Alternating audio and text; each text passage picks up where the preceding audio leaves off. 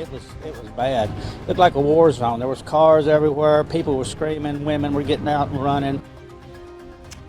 One man is dead and more than 100 homes are damaged or destroyed after a tornado ripped through Perryville, Missouri. Homes were leveled, cars tossed across the interstate last night. Tonight, homeowners continue to sift through debris as the community works to support the family that lost a loved one.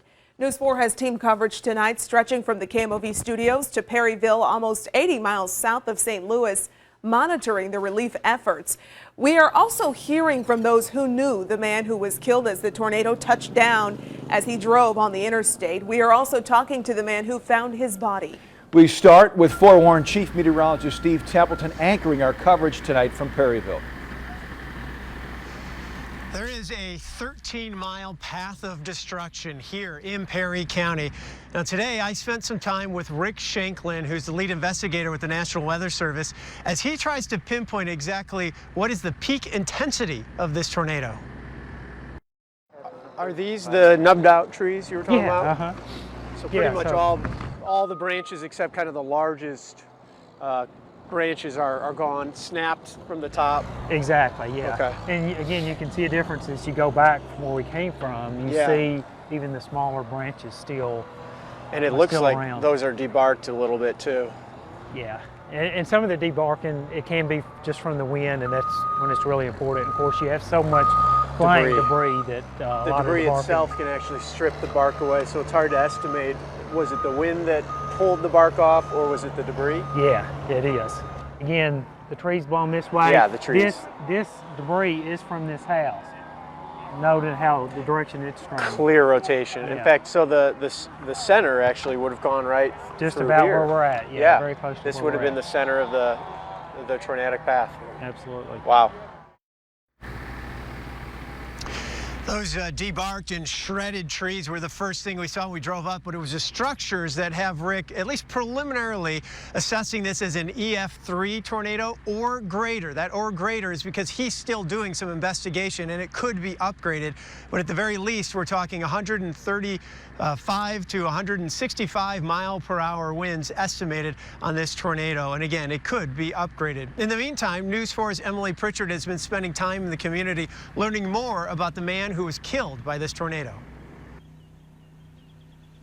Well, if you look around out here, you cannot miss the devastation. This home behind me missing its roof, and of course debris is everywhere. But there's nothing more heartbreaking than losing someone in your community. 24-year-old Travis Koenig was killed in the tornado last night.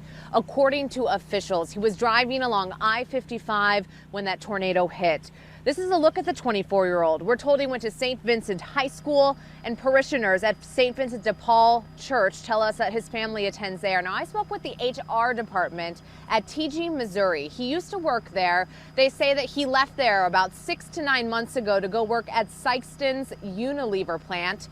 They told me that some of his family members still work there, and they're working to donate money to them to try to memorialize Travis. We also spoke with community member Barbara Kennedy, who knew Travis. She says this area is like one big family, and they cannot believe they've lost someone so young. But he was a very young guy. He was a good kid, and he is going to be very missed, and it's hard to describe. It's so sad. Extremely sad and heartbreaking for this community. Our Paige Holsey talked to a driver who was also along I-55 last night when that tornado hit. He survived, but he was the person that found Travis's body. Fred Carrico was driving through Perryville when he got caught in the storm. My trailer got shook sideways and shook off the road, and then I felt debris hitting it, and I saw it. I had a little dog with me. He was really whining, and then I had a flat tire. Cars from a junkyard were tossed onto the highway. Now that scene along Interstate 55 is seared into his memory. It looked like Vietnam. I mean, it was bad. It looked like a war zone. There was cars everywhere. People were screaming. Women were getting out and running. Some grabbed flashlights looking to help anyone hurt. Tragically, that's when Carrico found the body of a young man. I've got kids, and I would hate to see something like that happen to my children or anybody's children for that matter. But this guy was young, You know, he was 24, 25 years old, had his whole life ahead of him.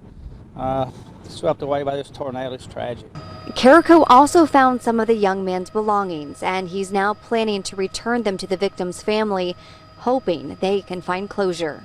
In Perryville, Paige Halsey, News 4. Volunteers turned out by the hundreds to help with the cleanup today. There is still much to be done.